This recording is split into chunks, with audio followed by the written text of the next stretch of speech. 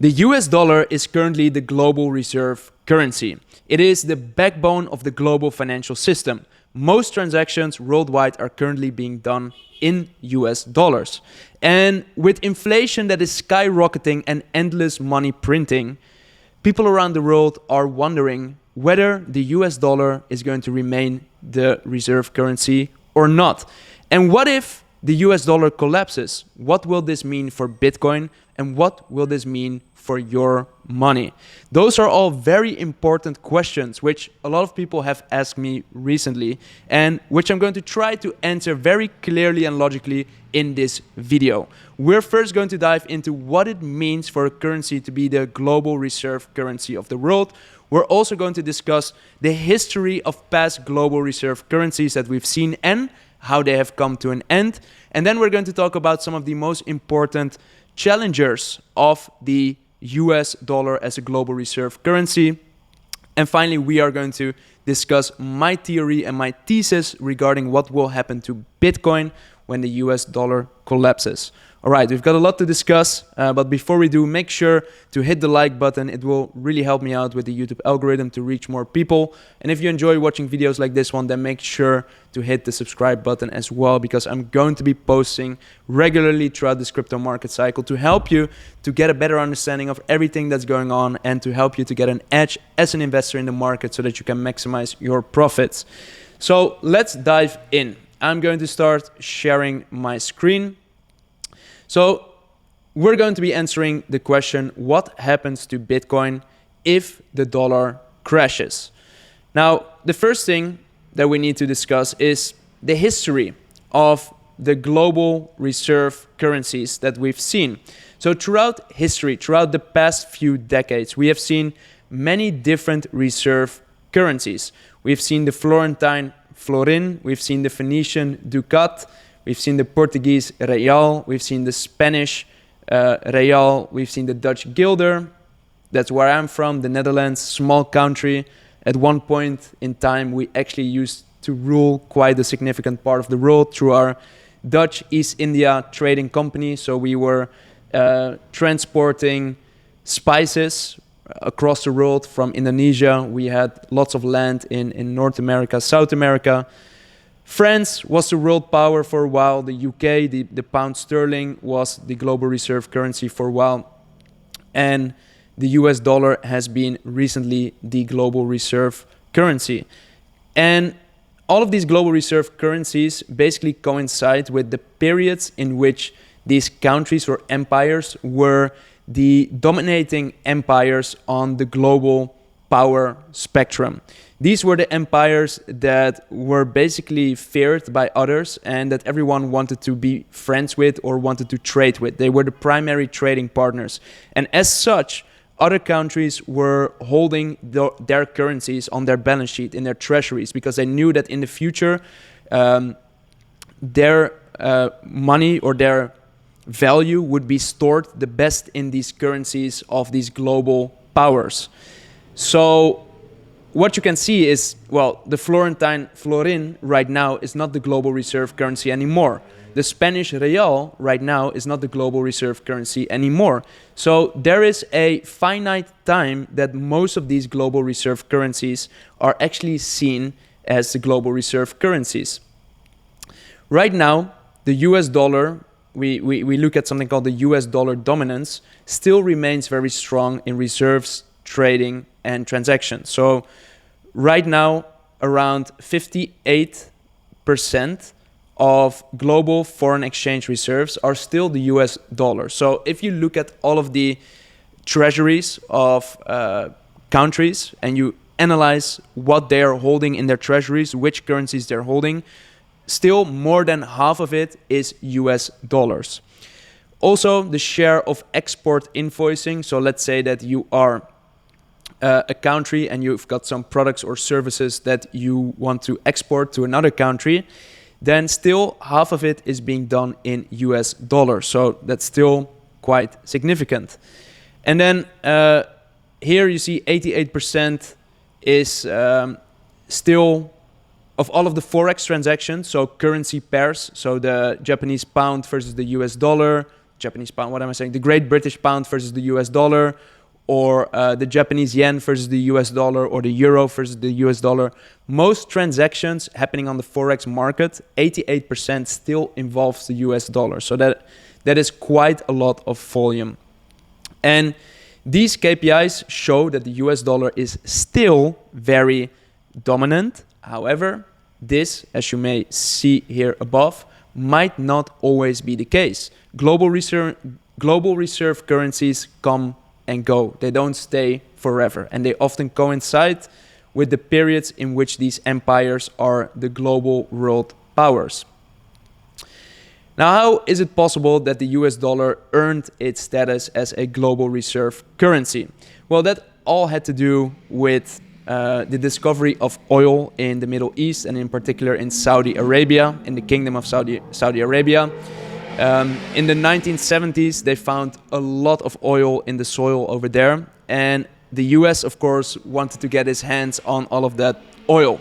The US and all of the countries around the world, everyone needs oil. So when they discovered this oil in Saudi Arabia, the US negotiated a very favorable deal for them with Saudi Arabia. And the deal was as following. They would get access to all of that oil, and in return, they would provide military aid, and they would protect Saudi Arabia against other threats in the Middle East, for example, Iran. The Middle East has been a source of conflict right now as well, with Israel, Iran, with the Houthis, with Lebanon. So there's a lot of tension in the Middle East, and Saudi Arabia wanted to get the backing of the US to protect itself, to protect its borders from other threats. And the condition of the US was that all of this oil that was coming from Saudi Arabia, and in general, all of the oil, would be traded in dollars. And that's when the term the petrodollar got created. The petrodollar basically means that the US dollar became the standard currency in which crude oil was traded. And after that, more and more commodities, products, and services started to be traded in the US dollar. And as a result, that's how the US dollar became the global reserve currency. So a quite interesting sequence of events that led to this scenario. Now, I'm not sure if you know this guy. His name is Ray Dalio. He is a famous billionaire hedge fund manager.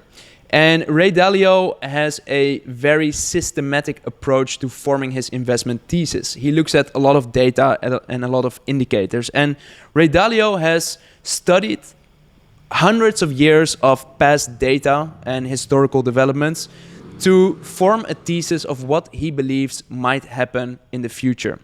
And according to him, we might soon see another change in world order. And with this change in world order, we might also see the collapse of the US dollar and the shifting of a new global power center somewhere around the world, which will initiate a new global reserve currency.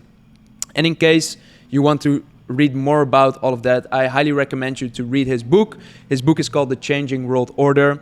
And you can also listen to a lot of his interviews and podcasts on YouTube as well. And what Ray Dalio describes is the life cycle of a global power.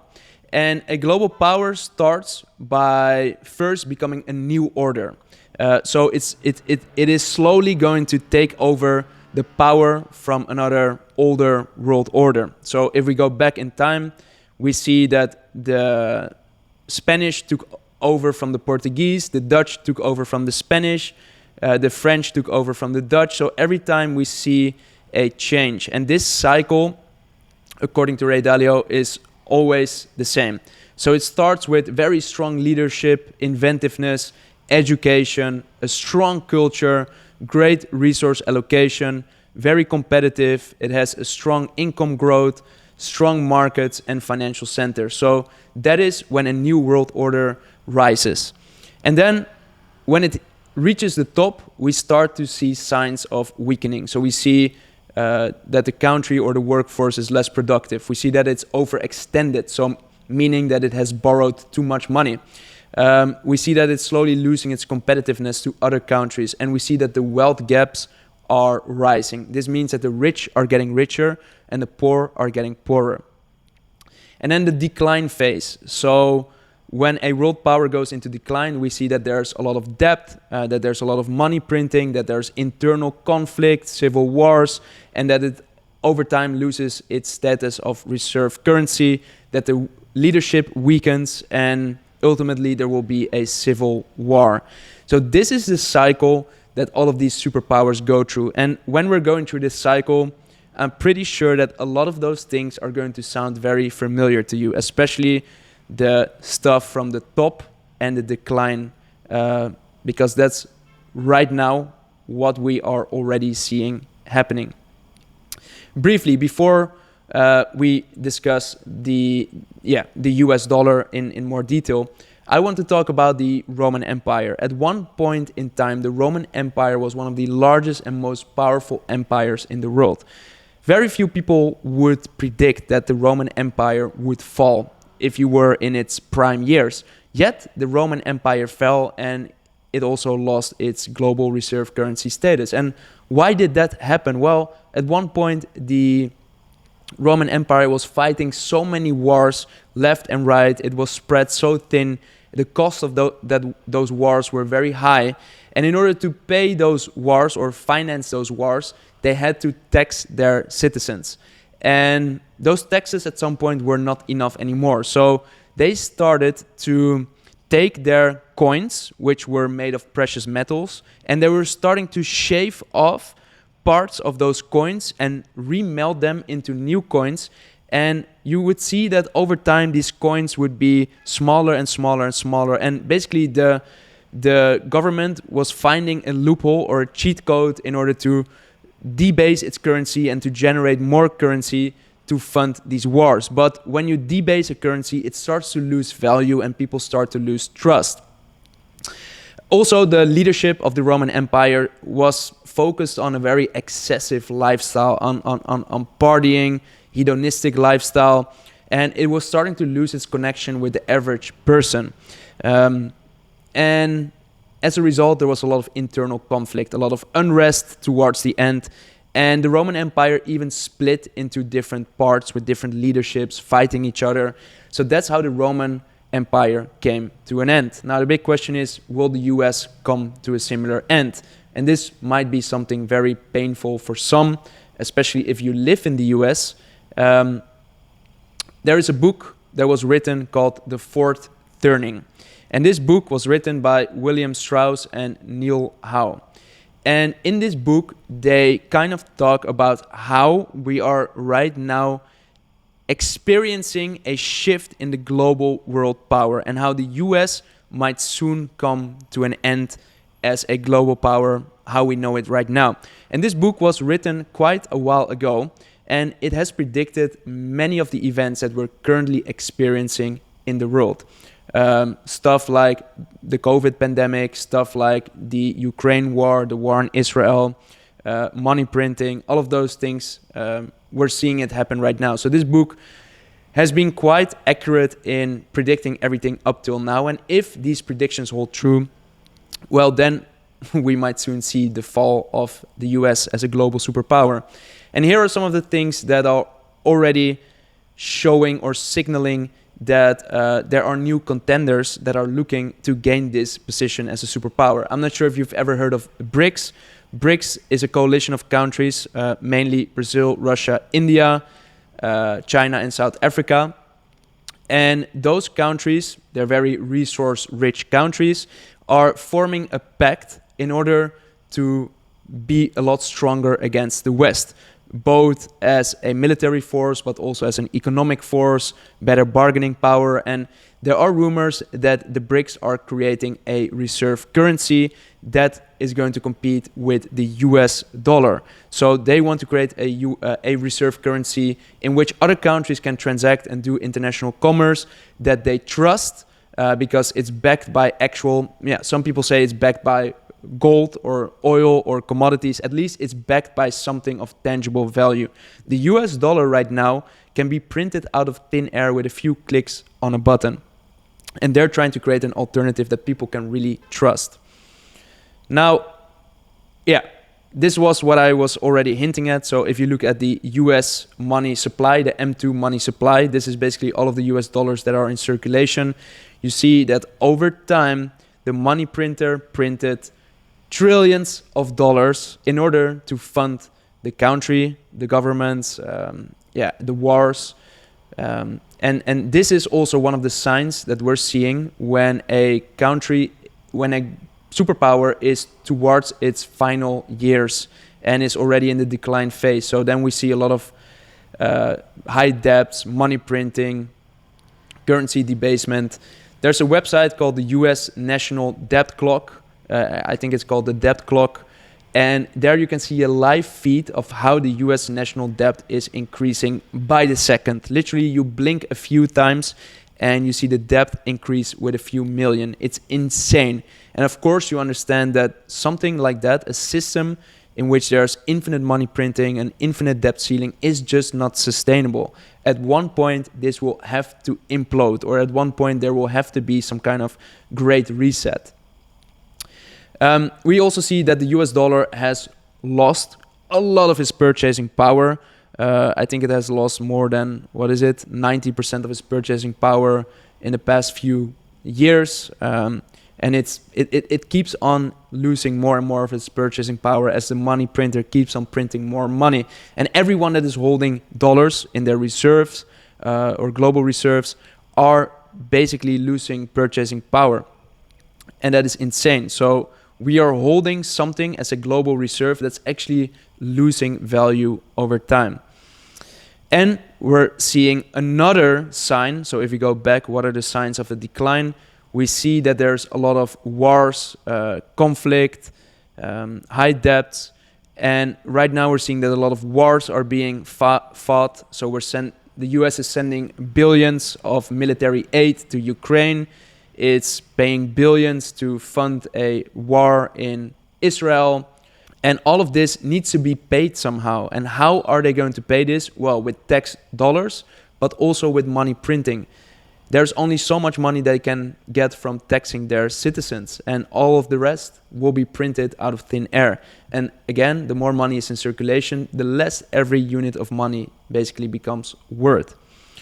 We're also seeing a lot of social unrest. The January 6th protest, where protesters stormed the Capitol, but also we've seen a lot of other big protests that are happening in the US, but also in Europe and other parts of the world. There's just a lot of unrest in the West, and all of those are signs that they are losing strength and that they are approaching the decline of their global superpower status.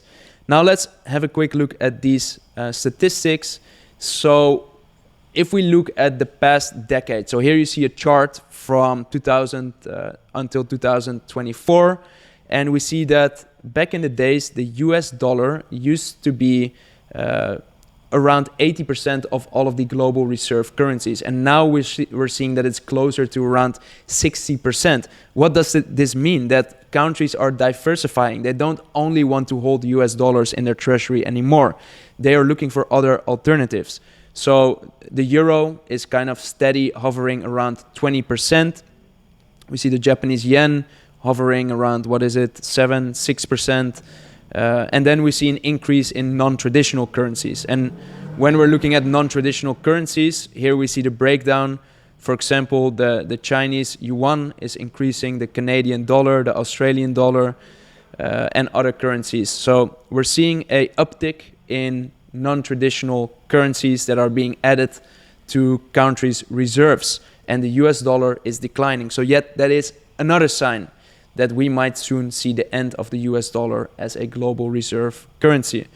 We also see an increase in gold holdings. So from the early 2000s, or at least in the past decade, we see that more and more governments are holding bigger amounts of gold in their treasury. This might mean that they are hedging against inflation, or they prefer to store their money in other assets than the US dollar. So that's another sign that the US dollar might be weakening.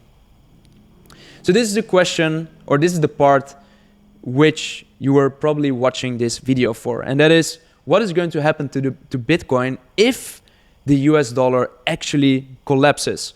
Well, Bitcoin is a decentralized currency, meaning that there's no government entity, there's no bank that is governing Bitcoin. So even if the US would collapse as a country and the US dollar would collapse as a global reserve currency, then Bitcoin would be completely disconnected from all of this because it is not impacted directly by any government. That is the whole beauty behind Bitcoin. That is how Satoshi Nakamoto envisioned Bitcoin in 2008 when he created Bitcoin. Also, the narrative of Bitcoin as digital gold during times of currency devaluation will start to play out. So here you're seeing that already we see an increase in gold as global reserve currencies or as a global reserve asset. Well, Bitcoin might also be one of those assets that countries are going to put on their balance sheet in order to protect themselves against currencies, fiat currencies that are losing value. So Bitcoin might play a very important role as a safe haven for countries, individuals, and institutions that actually want to hedge against such a situation. The US dollar crash might actually further accelerate the adoption of Bitcoin. Right now, Bitcoin is an asset class that has been adopted by the early adopters like the tech enthusiasts, the academics, developers, people that are a little bit more tech savvy. We're seeing that the early adopters are also entering the market. So the millennials, people that are watching YouTube, that are doing their research on Twitter, on Reddit, people that are really actively looking and learning about finance, they're adopting Bitcoin too. But when the threat of the US dollar collapsing becomes bigger and bigger, then there is more urgency for a bigger portion of the population, the global population, to look into finding an alternative to holding fiat money. And this might accelerate the adoption of Bitcoin and the crypto space in general as well. So I think that would be very favorable for Bitcoin and the price of Bitcoin. And then this one we briefly touched upon already. So governments adopting Bitcoin as a strategic reserve asset. We see that El Salvador, for example, is one of those countries that has been pioneering this. They are buying Bitcoin every single day. They're even mining Bitcoin. We see that countries like Bhutan have a sovereign wealth fund, which is mining Bitcoin. And I believe that over time, we are going to see more nation states that are going to be actively holding and mining Bitcoin, which again is going to bring in a lot of money and adoption for the Bitcoin space. At Bitcoin 2024, which is a conference, a industry conference, which was held in Nashville earlier this year, we saw that presidential candidates Robert Kennedy and Donald Trump were already talking about the US that was going to potentially hold Bitcoin on their balance sheet and adopting it as a strategic reserve asset. So there's already a lot of conversation about this, and I believe that if the US dollar, and I believe that could be a very strong strategy for them to put Bitcoin on their balance sheet so that they can actually have more assets, not just paper money with no real tangible value. But we're seeing these conversations already happening on governmental level. And I believe if 1 or 2 or 3 big countries with a good reputation are going to adopt Bitcoin as a strategic reserve asset, then more will follow. Again, just like people, countries are sheep. And when one sheep does something, then the rest, the flock, will follow. So something that we might see is that after the collapse of the dollar, we might actually see Bitcoin becoming a global reserve asset. Who knows? That is one theory that happens. The whole fact that Bitcoin is decentralized, that it's an inflation hedge, that it has generated really great returns for holders in the past decades, and that there's only a limited supply of 21 million Bitcoin makes it a really strong contender. Of course, you also have other stuff going on, like the BRICS nations that are coming up with their own currency, which is backed by commodities or other valuable assets. So who knows? We'll see. Time will tell. At least there's a lot of signs that right now the US dollar is weakening. So what makes Bitcoin, such a great store of value compared to the US dollar? Well, the US dollar can be printed out of thin air with a few clicks of a button. And in fact, trillions have been printed in the past few years. And I expect that trillions will continue to be printed in the next few years. I kind of compare this to playing a game of Monopoly. I'm pretty sure that you've all played a game of Monopoly once where you had a friend that was cheating and he was only taking money out of the bank. And because of this, he was always rich. Whenever he landed on someone else's property, no problem. He could just pay it off because he had infinite money supply. When he lands on a plot that isn't yet bought, he can buy it straight away because he can just take money out of the bank. But how much fun is it to play against someone like that? It is not a lot of fun. It is someone that is cheating. And when someone is constantly cheating, when they're not playing by the rules, and when they're just getting money out of thin air, then you will start to lose trust. Next time, you don't want to play with this person anymore. And with Bitcoin, it's different. You cannot create more than 21 million Bitcoin. There's a fixed supply, making it one of the only few scarce assets out there. Think about it like this. You can build more houses, you can issue more stocks, you can issue more bonds, you can print more money, but you cannot create more than 21 million Bitcoin. Next, Bitcoin can easily coexist along with other global reserve assets. So Bitcoin has been growing quite a lot. Right now, Bitcoin has a market cap of around 1 trillion. I expect that it could go to the same market cap as gold, which is around 10 trillion. And it can easily coexist with other currencies. It is not in a fight to become the dominant one, but especially because of the characteristics that Bitcoin has, it's a really great contender to be potentially a global reserve asset. What are the potential risks? Well, what we're seeing is that when countries and banks are starting to panic because Bitcoin is undermining their authority, we start to see that they might impose some unfavorable laws and regulations which might help them and which might make it harder for people to own and transact Bitcoin and crypto. But the crypto community is very smart and very clever, and we keep on constantly evolving.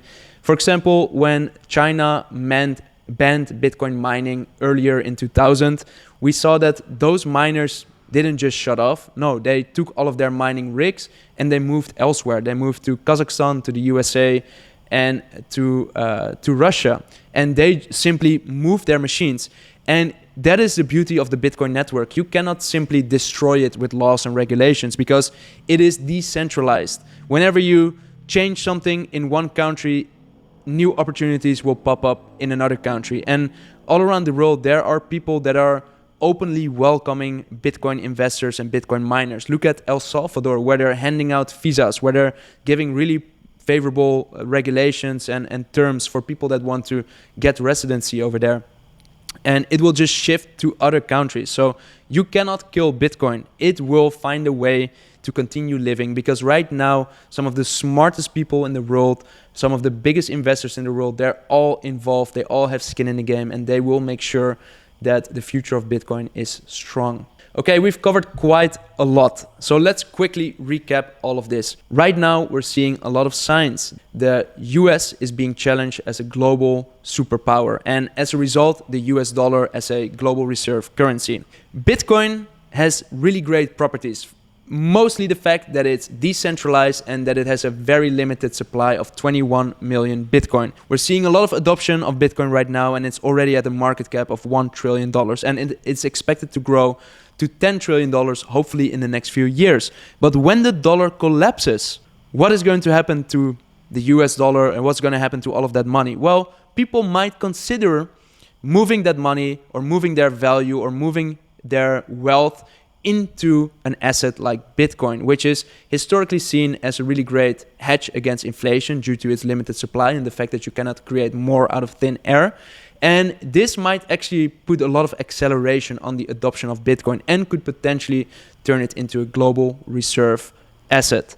If this is actually going to play out, who knows? So far, the US has been very strong and dominant on the global power spectrum. It has always come up with clever plans and schemes to maintain its power in the world, but we might see that soon being challenged by collectives of countries like the BRICS nations, which are a very strong, resource-rich collective of countries, which are also coming up with their own reserve currency. All we can do is wait, see how the world and the world events play out, but now might be a good time to plan accordingly.